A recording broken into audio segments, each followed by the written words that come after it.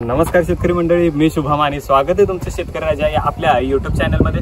तर शेतकरी मित्रांनो, आज आपण आलेलो आहोत आपल्या शिमला मिरचीच्या एका प्लॉटमध्ये। तर बऱ्याच शेतकऱ्यांचा प्रश्न होता की शिमला मिरची परवडते का, कोणत्या महिन्यामध्ये लावली पाहिजे आणि थंडीमध्ये त्याला काही प्रॉब्लेम येतो का। तर बऱ्याच गोष्टींची माहिती आपण आज या व्हिडिओमधून घेणार आहोत।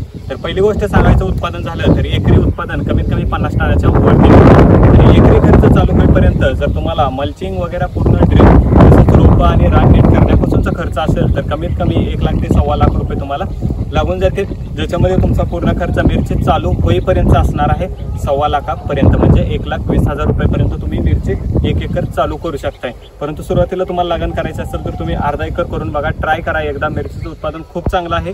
तुमचं 1 एकराचं उत्पादन हे 10 एकर इतर कोणतंही पीक असू द्या, म्हणजे साधारण सांगायचं झालं तर ऊस असू द्या, उडीद, मका, इतर बाकीच्या पिकांपेक्षा हे पीक खूप चांगल्या पद्धतीने परवडते। तर याच्यामध्ये आपल्याला खर्चाचं नियोजन मी तुम्हाला सांगितलं की 1 लाख ते 1.25 लाख रुपये लागतात। तर याच्यामध्ये शेड्यूल जे पाहिजेत ते शेड्यूल आपल्याकडेही भेटतील।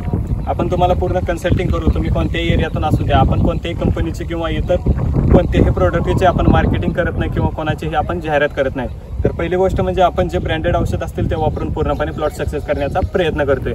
आणि हा प्लॉट सध्या ओपन प्लॉट आहे, 1 एकराचा आहे। याच्यामध्ये खर्च जास्त झालेला नाही आतापर्यंत, एक मिनिमम जास्तीत जास्त किती झाला मला खर्च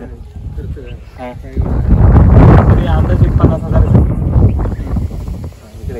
तर मित्रांनो, हा प्लॉट चालू व्हायला आलाय, कमीत कमी याचा 10 दिवसामध्ये तोडा होणार आहे पहिला। आणि या प्लॉटला आतापर्यंत 50,000 रुपये खर्च झालेले आहे। तर 50,000 खर्चामध्ये हा प्लॉट खूप चांगल्या पद्धतीने आपण बऱ्यापैकी सक्सेस झालेला आहे आणि इथून पुढे मिरच्यांचे रेट राहतील।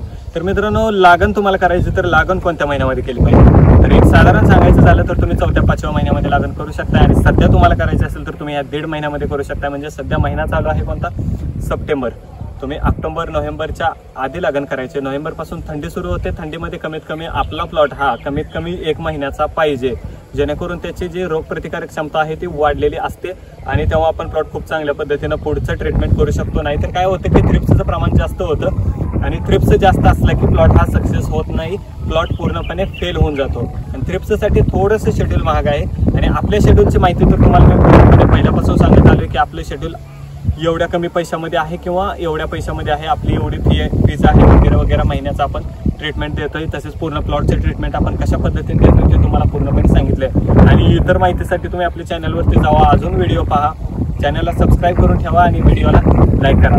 तर चला शेतकरी मित्रांनो, भेटूया पुन्हा एकदा अशाच माहितीशीर व्हिडिओ सोबत। धन्यवाद।